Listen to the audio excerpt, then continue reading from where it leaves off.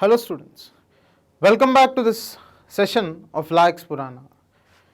Now so far we have discussed the salient features of Indian society. We have also seen the poverty, population, and also the urbanization, the problems and remedies, and then we have seen the women and women organization. Now today we will be seeing the communalism and regionalism as a topic. And when we talk about this communalism and regionalism as a topic, first we have to see that what are the elements of these topics to be included in our note making.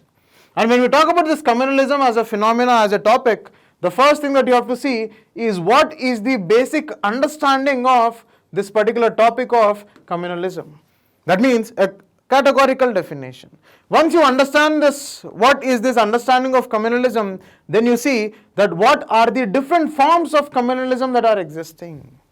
Now when you see the different forms of communalism that are existing, then immediately you have to see that what are the factors of communalism. Then once you see the factors of communalism, then we will also have to see that what are the consequences that are present with respect to this communalism, because majorly you see that this communalism as a phenomena is creating a divisive society, is impacting the social fabric of the Indian society, is impacting the unity with respect to the religious diversity that is present in the Indian society. You have to see that what are the consequences with respect to the communalism as a phenomena, because you know that this can also manifest as a security challenge. This can also manifest as a security challenge, and this can also manifest an extended form of communalism can be mob lynching as a security issue that can be seen in GS3. Right? So, consequences. Then immediately we have to talk about what are the different measures that are present with respect to communalism as a topic.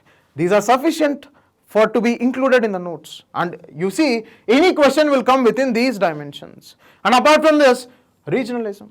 And when you look at the regionalism, that what is the understanding of regionalism, then what are the different forms of regionalism, then what is the status of regionalism, what is the existing status.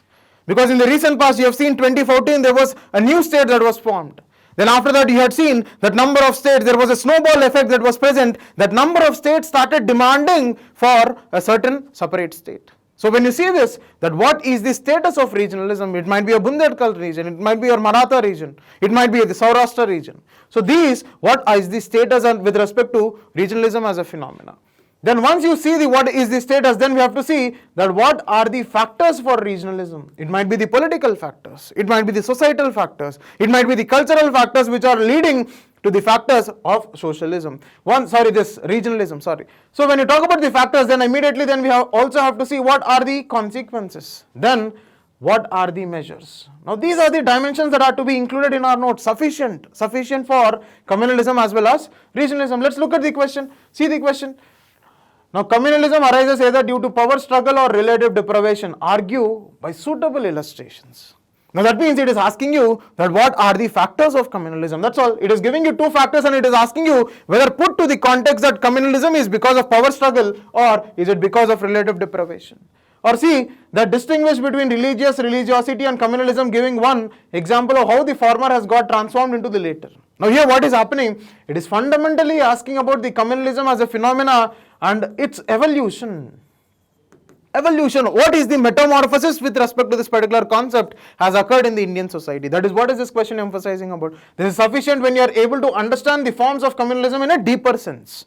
Now when you look at regionalism as a phenomena, do you agree that regionalism in India appears to the consequence of cultural assertiveness? That means it is picking up one factor in specific, that is the cultural factor for regionalism, and looking whether is it resulting in regionalism or not. See, all those formation of linguistic states, this is one factor. Basis for regionalism, a broad question on the basis of the regionalism. See, all this can be answered with those dimensions. Please understand this. Right? Now let's have a look at one of these simple questions, that what is the basis of regionalism? Is it unequal distribution of benefits on a regional basis eventually promotes regionalism? Substantiate.